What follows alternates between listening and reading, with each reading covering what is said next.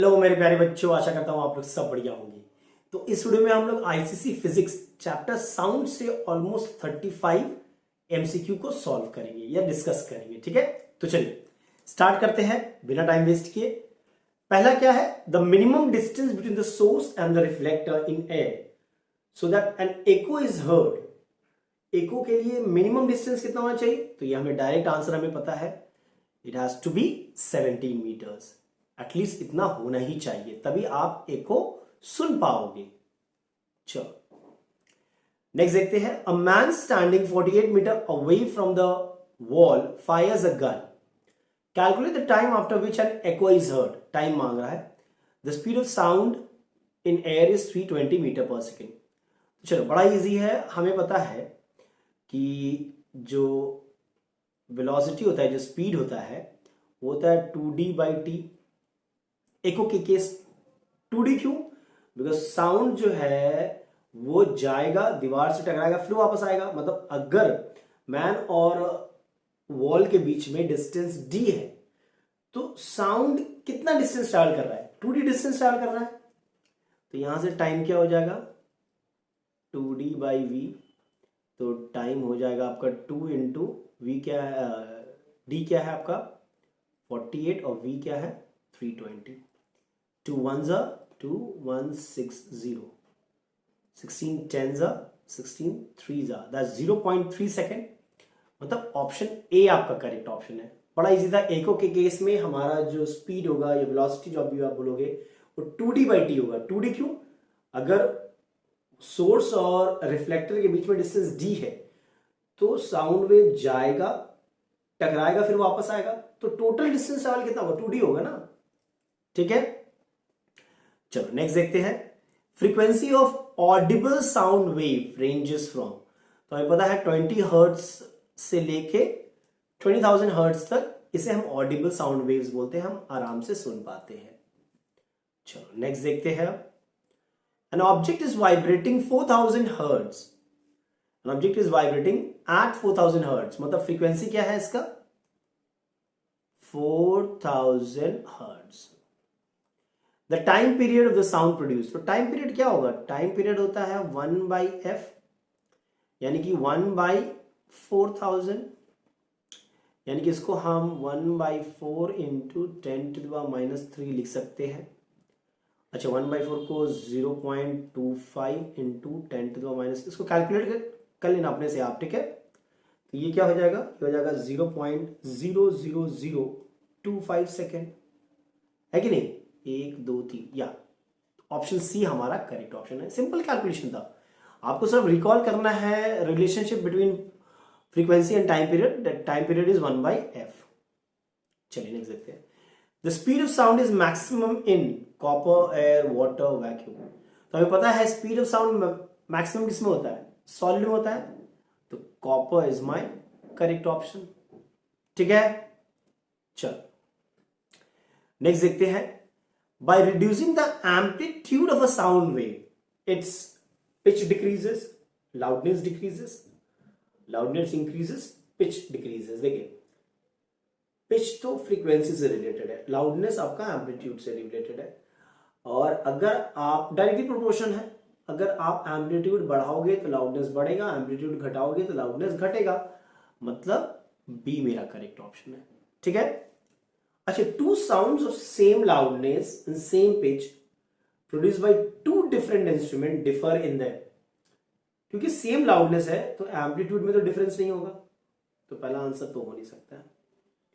Same pitch है तो frequency में तो डिफरेंस नहीं होगा। हाँ, टू डिफरेंट इंस्ट्रूमेंट से बजा है तो वेव फॉर्म जो है वो डिफरेंट होगा। ठीक है, चलो नेक्स्ट देखते हैं। The practical application based on the reflection of sound is। Option दिया हुआ आपका मेगाफोन, या ये तो रिफ्लेक्शन ऑफ साउंड पे वर्क करता है। साउंडिंग बोर्ड नहीं। सोनोमीटर यस, यानी कि मेरा ऑप्शन डी मेरा करेक्ट ऑप्शन होगा। Both A and B is my correct answer. चलो नेक्स्ट देखते हैं। To locate its prey in the darkness, the owl or the bat emits ultrasonic sound तो 2B मेरा करेक्ट ऑप्शन है।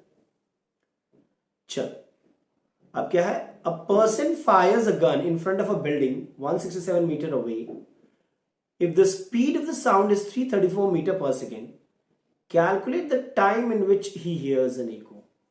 तो अभी भी एक सम किया था हम लोगों ने, टाइम क्या होगा 2D बाई S स्पीड, तो 2 इंटू 167 बाई 334 यही होगा ना टाइम।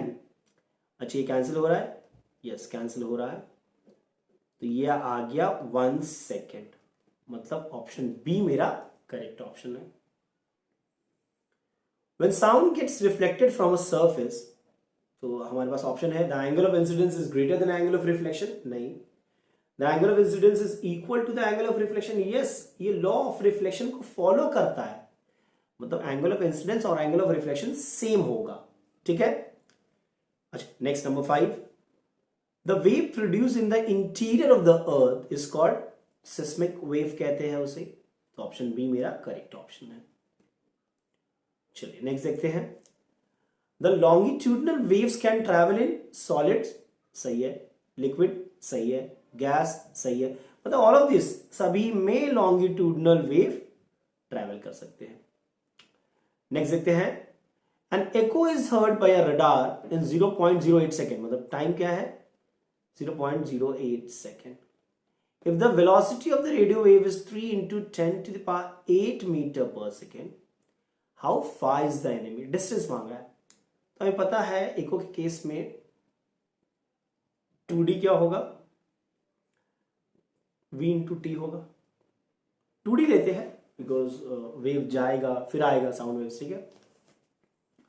मान लो D है distance between the source and the reflector, so V into T by 2, so that's how much, that's V is 3 into 10 to the power 8 into 0.08 by 2, so ये हो जाएगा पर 3 into 1 2 प्लेस करोगे अगर इसे तो 10 to the power 6 लिख सकते हैं into 8 by 2, that's 1 2 और 6 0 आ रहा है, तो हमारा ऑप्शन कौन सा है, ये मीटर में है ना, 1 2 3 4 5 6, ये मीटर में है।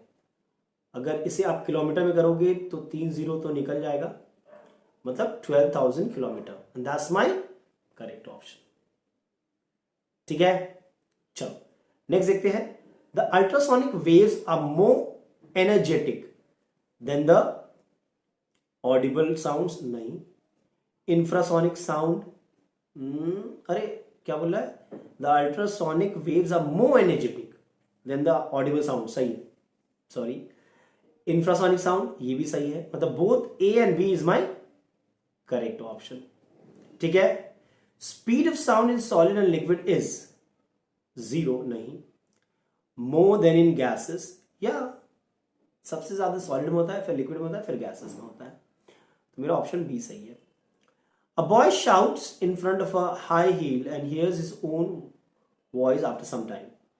The phenomena taking place is known as echo, तो मेरा 10 भी सही होगा, ठीक है, ये बड़ा इजी था यार। नेक्स्ट देख लेते हैं, चल, a person stands between two parallel cliffs which are 99 meter apart. The person fires a gun and hears two successive echoes after 0.2 seconds and 0.4 seconds. Then the distance of the person from nearer cliff, समझो question समझो, ये एक Cliff है, ये एक दूसरा Cliff है, ठीक है, ये वो आदमी यहाँ पे खड़ा हुआ है, तो ये डिस्टेंस मांग रहा है, नियरर क्लिफ से उसका डिस्टेंस क्या है। अच्छा इन दोनों के बीच में, इस दोनों क्लिफ के बीच में डिस्टेंस क्या है, दोनों क्लिफ के बीच में डिस्टेंस है आपका 99, तो मान लो ये x है तो ये 99 माइनस एक्स होगा। अच्छा पहला एको उसे 0.2 सेकेंड में सुनाई देता है और दूसरा 0.4, तो ये जो कम टाइम है ये जो सामने वाला आपका क्लिप था उसी से आया होगा, तो यहाँ पे टाइम है 0.2 सेकेंड और इस केस में टाइम क्या है 0.4 सेकेंड, यही है, अच्छा, फॉर द फर्स्ट क्लिफ जो कि उसके नियर है, वेलोसिटी क्या होगा? डिस्टेंस बाय टाइम, मतलब 2x बाई 0.2। जो सेकेंड क्लिफ था उस केस में वेलोसिटी क्या होगा? Again distance 2 into 99 minus x by time, that's 0.4। और क्योंकि मीडियम तो वही है तो दोनों वेलोसिटी तो सेम होना चाहिए। मतलब क्या मैं लिख सकता हूं 2x by 0.2 is equal to 299 minus x by 0.4? Can I write? Yes, ये 2 कैंसिल्स आउट, तो ये पॉइंट हटा दोगे दोनों जगह से, तो ये अल्टीमेटली जाएगा x by 2 equals to 99 minus x by 4। 2 1 जा 2 टाइम्स, तो ये जाएगा 2x equals to 99 minus x, यानी कि 3x इक्वल्स टू 99, यानी x इक्वल्स टू 33। मतलब जो करीब में हिल है उससे वो कितनी दूरी पे है? 33 मीटर। और भी तरीके हैं सम करने के, नो डिफरेंस ऑफ टाइम करके, बट ये सही है। चलो नंबर 12 देख लेते हैं। If f is the frequency of the sound, lambda the wavelength and v the wave velocity, then relation between them v equals to f lambda. ये तो आपको रटा होना चाहिए, ठीक है। ऑप्शन बी हमारा करेक्ट ऑप्शन है। The physical quantities that will remain unchange after reflection of sound, velocity change हो सकता है, वेवलेंथ चेंज हो सकता है, लेकिन जो चेंज नहीं होता वो होता है फ्रीक्वेंसी। वो सोर्स पे डिपेंड करता है क्योंकि, ठीक है। चलो, the amplitude of force vibration is generally dash than the amplitude of the applied external force. कम होगा भाई,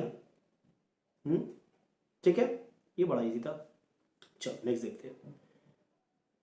Two notes are produced from the flute and piano such that they have the same loudness and same pitch. The notes of product differ. The notes of produced differ in the, अभी किया था, wave form में differ करेंगे वो लोग, ठीक है। The voice of a woman is shrill as compared to men because of the difference in the frequency. Yes or no? So 16C, pitch. 17 देख लेते हैं। The sound produced by two tuning fork A and B have same amplitude and same waveform, but the frequency of A is 3 times more than that of B. In such a case, quality of the sound of A differ from B. The note, option B क्या है? The note produced by A is shriller. Yeah, ये सही है, ठीक है। The note produced by A is shriller than B. ठीक है, ये ऑप्शन बी हमारा करेक्ट है, because sound produced to same resonance. क्या बोल रहे थे? Frequency of A is 3 times, frequency ज्यादा है तो ज्यादा श्रील होगा ना। अच्छा, the natural vibration are the simple harmonic vibration under the restoring force in which amplitude remains constant, नहीं frequency remain constant, yes frequency remain constant. Next देख लेते हैं। The vibration of a constant amplitude can occur only in, ये सिर्फ vacuum में ही possible है भाई, और किसी में पॉसिबल नहीं है। तो ऑप्शन डी हमारा करेक्ट ऑप्शन है, बिकॉज बहुत सारे फैक्टर्स है जो उस एम्पलीट्यूड को कम कर देंगे, कांस्टेंट नहीं रहने देंगे ना। The periodic vibration of continuously decreasing amplitude in the presence of resistive force accord, भैया एक तो डैम्प्ड वाइब्रेशन होता है, एम्पलीट्यूड घटता रहता है, याद करो डायग्राम भी दिया हुआ है बुक में। अच्छा, a wire stretched between two fixed support is plugged exactly in the middle and then released, फिर छोड़ा गया है। It executes resonant vibration, नहीं natural vibration, yes, यही होगा मेरा आंसर। अच्छा, when a body vibrates under a periodic force, the vibration of the body are force vibration, तो डेफिनेशन ही याद होगा तो हो जाएगा आपसे। नेक्स्ट देखते हैं। If the frequency of the external force is much different from the natural frequency of the body, ठीक है, बहुत फर्क है, then the amplitude of oscillation is very large, नहीं very large नहीं होगा, large भी नहीं होगा, small होगा, ठीक है। Resonance is a special case of force vibration, भाई ये तो कोई भी बोल लेगा, ठीक है। In natural vibration, the vibration are only under the damped force, नहीं फ्रिक्शनल फोर्स, नहीं रिस्टोरिंग फोर्स, नहीं एक्सटर्नल पीरियोडिक फोर्स, ये मेरा सही लग रहा है। या by increasing the amplitude of the sound waves, amplitude बढ़ाओगे तो क्या बढ़ेगा, लाउडनेस ही तो बढ़ेगा भाई। 24B, sound wave can not pass through helium gas, pass करेगा, वैक्यूम से पास नहीं कर पाएगा, है कि नहीं। तो ये अराउंड 35 एमसीक्यू थे जो हम लोग डिस्कस किया। इस वीडियो में यहीं तक रखते हैं, नेक्स्ट वीडियो में कोई और चैप्टर का कुछ एमसीक्यू या कुछ और सॉल्व करेंगे। Till then take care and be safe. और अगर वीडियो पसंद आया तो लाइक शेयर और सब्सक्राइब जरूर करें।